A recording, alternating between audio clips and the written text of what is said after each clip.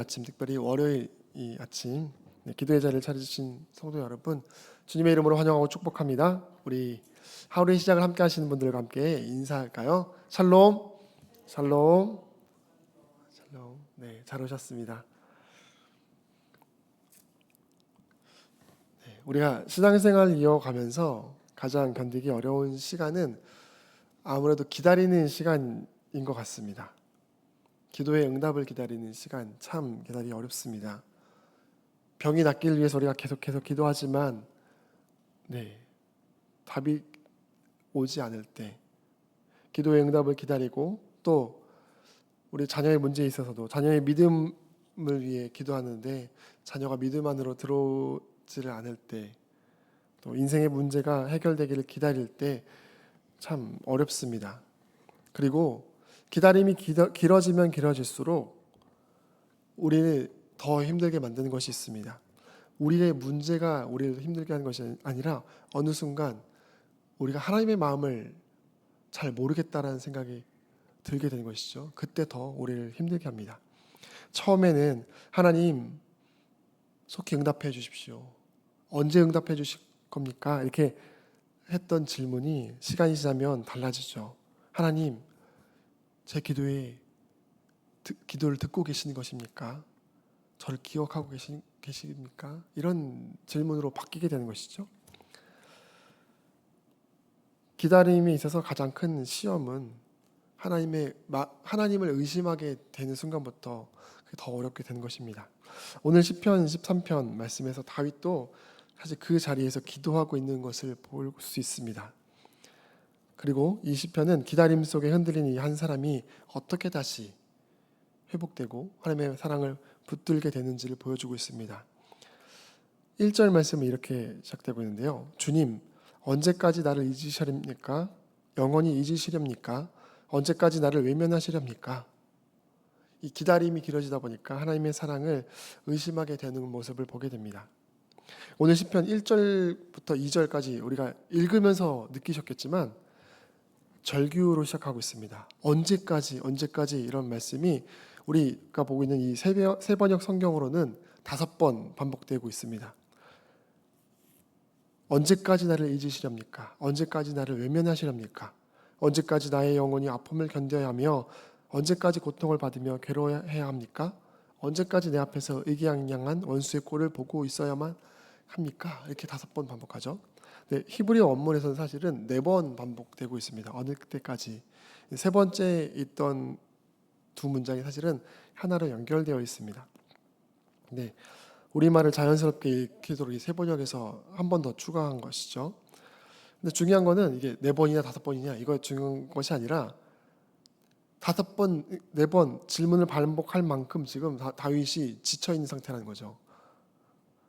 그리고 이 질문을 자세히 보면 고통이 점점 삶 전체로 확대되어 가고 있다는 것을 볼 수 있습니다.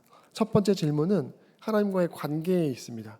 언제까지 나를 잊으시겠습니까? 그렇죠? 하나님과의 관계였습니다. 두 번째는요, 하나님의 임재에 관한 질문입니다. 언제까지 얼굴을 숨기시렵니까?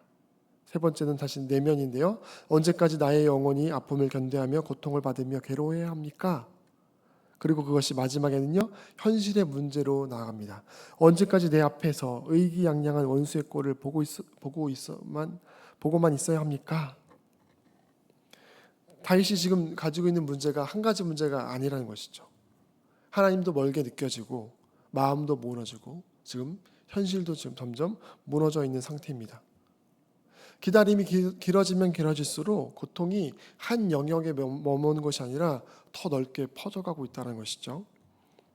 하나님을 향했던 질문이 나의 마음을 흔들어 놓고 나아가서는 현실의 문제를 더 크게 바라보도록 만들고 있습니다. 이 모든 질문 가운데 가장 먼저 나오는 질문이 이것이죠. 나를 잊고 계시냐라는 사실입니다. 이것이 사실 시편 13편의 핵심인데요. 다윗이 가장 두려워하는 것은 외부에 있는 어떤 요소가 아닙니다. 원수들이 아니라 질병도 아니고 하나님께서 나를 잊고 계시다는 사실, 잊고 계신 것처럼 느껴지는, 내가 하나님께 버림받았다라고 느끼는 그 느낌이 사실은 다윗을 가장 두렵게 만드는 것이죠. 근데 우리도 그렇지 않습니까? 우리가 기도하면서 겪는, 물론 응답이 더딤으로 인해서 오는 그 고통이 오래가는 어려움도 있지만, 그것이 길어지다 보면 하나님이 나를 사랑하시지 않는 것이 아닐까라는 의심이 들고, 그것이 우리를 힘들게 만든다는 것입니다. 기다리는 것은요, 하나님의 능력을 의심하게 만드는 것이 아니라 하나님의 마음, 하나님의 사랑을 의심하게 만든다는 것이죠. 그런데 여기서 중요한 것은 이 상황 속에서 다윗이 하나님을 떠나지 않았다는 것이죠. 나의 마음 속에, 느낌 속에 의심이 생기고, 그렇지만 그 질문을 품고 하나님을 떠난 것이 아니라 하나님 앞에 나아가고 있다는 것입니다. 그래서 진정한 믿음은 질문과 의심이 없는 것이 아니라 그것을 가지고 하나님께 나아가는 것이라는 것을 우리들에게 보여주고 있습니다. 그리고 두 번째로, 이 의심이 결국은 하나님 앞에 더 나아가는 기도가 되고 있음을 보여주고 있습니다. 1절과 2절에서 언제까지입니까? 하고 탄식했던 것을 이제 3절부터 분위기가 바뀌는데요. 3절 말씀이 이렇게 전해주고 있습니다. 나를 굽어 살펴주십시오. 나에게 응답하여 주십시오. 주 나의 하나님, 내가 죽음의 잠에 빠지지 않게 나의 눈을 뜨게 하여 주십시오. 질문이 이제 하나님 앞에 드리는 기도, 요청으로 바뀌었습니다. 이 본문을 보면 세 개의 명령형 동사가 이어지는데요. 굽어 살펴주십시오. 응답해 주십시오. 나의 눈을 뜨게 하여 주십시오. 이 나의 눈을 뜨게 하여 주십시오. 이걸 다시 직역하면요, 나의 눈을 밝혀 주십시오. 이렇게 요청하고 있습니다. 하나님께서 개입하시기를 구하고 있는 것이죠. 상황은 달라지지 않았지만 계속해서 기도하고 있습니다. 원수도 그대로 있고 기도의 응답도 없습니다. 아무것도 변하지 않았지만, 그런데도 다윗은 하나님을 향해 부르짖고 있습니다. 이것이 믿음이라는 거죠. 그리고 특별히 다윗이 나의 눈을 뜨게 하여 주십시오. 내 눈을 밝혀달라고 하고 기도하고 있습니다. 이제 시력을 회복해달라는 말이 아니라는 것을 우리는 다 알고 있죠.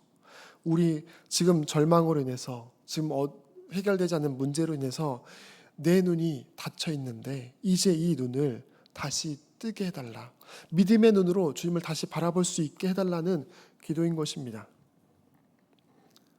기다림이 길어질수록 우리는 마음이 무너지고요, 마음이 무너지면요 우리의 눈도 어두워집니다.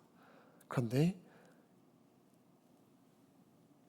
그때 이제 우리는 어떻게 합니까? 혼자 마음속으로 생각을 하고 상상을 하고 반복하기 쉽습니다. 왜 이런 일이 생겼을까? 어떻게 해야 되지? 이런 고민들을 물고 이어가는데요. 그 생각을 반복할 것이 아니라 이제 우리가 해야 될 것은 기도를 해야 된다는 것이죠. 주 앞에 나아가서 같은 기도 제목이라도, 같은 질문이라도 계속 내 속에서 품을 것이 아니라, 결국 이 질문과 기도 제목의 응답이 나에게 있는 것이 아니라 하나님 앞에 있기 때문에 하나님 앞에 나아가서 기도해야 된다는 것이죠. 다윗은 그래서 탄식에서 멈추지 않고 주님 앞에 나아가 기도하고 요청하고 있는 것입니다. 그리고 그 기다림 끝에 하나님의 인자하심, 사랑을 붙들게 됩니다. 문제가 해결됐다는 기록은 없지만, 그렇죠, 5절 6절을 보면 원수도 여전히 있습니다. 그런데 다윗이 이렇게 5절을 보면 이렇게 고백하고 있습니다. 그러나 나는 주님의 한결같은 사랑을 의지합니다. 주님께서 구원하여 주실 그때에 나의 마음은 기쁨에 넘칠 것입니다. 그러나 나는, 상황은 그대로입니다. 그렇죠? 그런데 다윗의 마음이 달라졌습니다. 다윗이 붙들고 있는 것은 무엇입니까? 주님의 한결같은 사랑이다. 하나님의 능력도 기적도 아니라 사랑이라고 말합니다. 그런데 이것을 히브리 원어 그대로 보면요, 헤세드인데요, 사랑보다는 보통 주님의 인자와 자비, 은혜로 번역되는 그런 말입니다. 단순한 사랑이 아니라 하나님께서 언약을 끝까지 지키시는 어떤 그런 신실하신 사랑, 또 긍휼함을 베푸시는 인자하심, 자비하심, 결코 변하지 않는 사랑, 그것을 지금 붙들고 있습니다. 1절에선 다윗이 주님, 나를 잊으셨습니까? 라고 물었지만 5절에 와서는 나는 주님의 인자하심, 주님의 영원하신 사랑, 그 자비하심을 의지합니다 라는 고백으로 바뀌어 있습니다. 마치 다윗을 통해서 하나님께서 이렇게 말씀하시는 것 같습니다. 나는 너를 결코 잊은 적이 없다. 응답이 늦어졌지만 내 사랑은 한 번도 결코 멈춘 적이 없다라고 말하고 있는 것이죠. 그래요.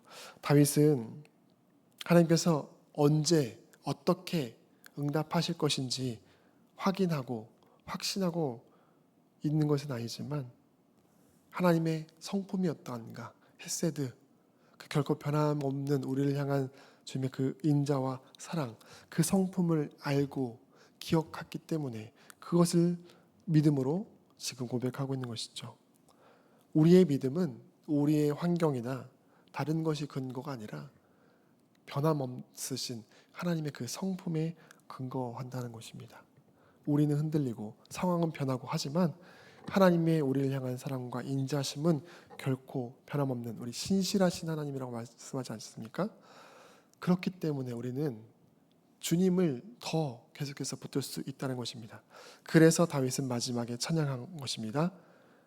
응답을 받았기 때문이 아니라 응답을 주신 하나님이 어떠한 분이신지를 기억했기 때문인 것이죠. 사랑하는 성도 여러분, 오늘 이 시편은 이 다윗, 이 한 사람의 탄식으로 시작합니다. 주님, 나를 잊으셨습니까? 언제까지 나를 잊으시렵니까? 그런데 이 시의 위에 보면 1절 위에 보면 표제가 있죠. 표제가 붙어 있습니다. 지휘자를 따라 부르는 다윗의 노래. 개역개정에서는요, 인도자를 따라 부르는 다윗의 시라고 붙였습니다. 이 말은 무엇입니까? 이 말은 이 시를 지은 사람은 다윗이지만 이것이 다윗 혼자만의 기도로 끝나지 않았다는 뜻입니다. 훗날에 가서는 이스라엘 백성이 전체가 함께 예배하며 부르는 노래가 되었다라는 의미입니다. 가장 개인적인 탄식이 공동체의 노래가 되었습니다. 왜 하나님께서는 이 기도를 공동체적인 노래로 남겨두셨을까요? 이렇게 우리에게 말씀하시는 것 같습니다. 이런 느낌, 하나님께서 나를 잊으신 것 같고 하나님께서 나를 외면하신 것 같은 그런 기분, 그런 느낌, 그런 상황이 너만 느끼는 것이 아니다. 우리 모두가 다 느끼는 것이다. 그래서 주님께서 믿음의 사람도 기다림 속에서 하나님께 잊혀진 것처럼 느낄 수 있다. 교회는 그런 사람들을 정죄하는 것이 아니라 그런 사람들끼리 함께 모여 함께 기도하는 공동체다.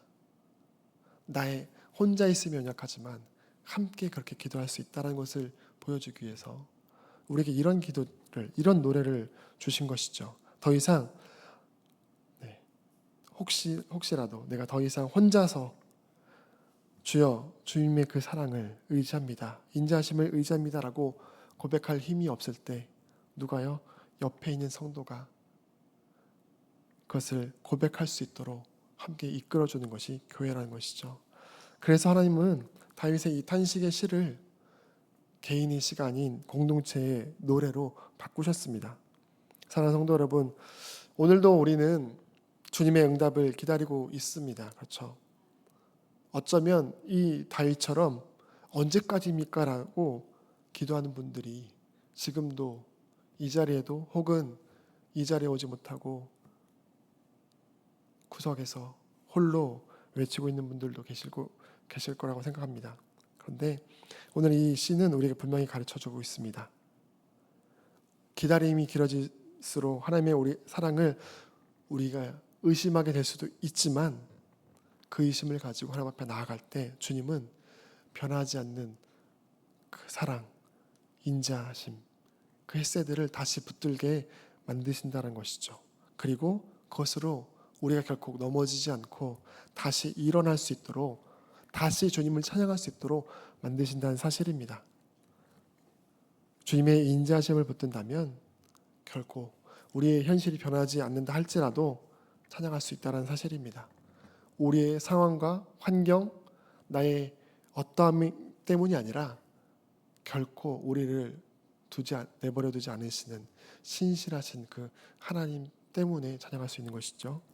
그래서 오늘도 응답을 기다리고 있지만 응답보다 먼저 결코 우리를 잊지 않으시고 우리를 영원히 사랑하시고 긍휼의 눈으로 붙드시는 그 하나님의 인자하심을 붙들며 승리하며 나아가는 우리 모두가 되기를 주님의 이름으로 축원합니다. 같이 기도하실 텐데요. 네, 기다림 속에 있는 우리들, 그 기다림 속에서 하나님의 사랑을 의심하지 않도록 주님 인도하여 주시옵소서. 혹시 주님의 기도의 응답이 더딜지라도 하나님께서 결코 우리를 잊지 않으셨음을, 변하지 않는 사랑으로 우리를 끝까지 붙들고 계심을 신뢰하며 우리가 계속해서 나아갈 수 있게 해달라고 기도하시기 바랍니다. 두 번째로 그 의심과 염려 혼자 품지 않고 주님 앞에 나아가게 하여 주시옵소서. 다윗처럼 탄식 안에 머무르지 않고 기도하게 하여 주시고, 특별히 주님께서 붙여주신 이 공동체 안에서 함께 나누고 함께 기도할 수 있도록 은혜 더하여 주시옵소서. 같이 기도하도록 하겠습니다. 그리고 교회를 위해서 같이 기도하시겠는데요. 여름 사역이 이제 진행됩니다. 특별히 이번 주 금요일부터 청소년부 여름 수련회가 진행되고요. 다음 주에는 몽골 단기 선교가 이어집니다. 그 후에 또 유치부와 어린이부 이어진 여름 사역 속에서 주님께서 예배해 두신 은혜가 각 사람 가운데, 공동체 가운데 전해져서 그 뜨거운 성령 하나님의 역사하심을 통해서 우리 교회가, 우리 모든 성도들이 다시 은혜로 가득 채워질 수 있게 해달라고 같이 기도하시기 바랍니다. 또 환우분들을 위해 기도하시고, 특별히 이 한 주간을 지나면서 우리 성도님들 모든 가정 안에 예배와 말씀과 은혜가 회복되는 역사가 있게 해달라고 기도하시고, 개인적으로 가지고 오신 기도 제목 두고 기도하시다가 돌아가시기 바랍니다. 함께 기도하겠습니다.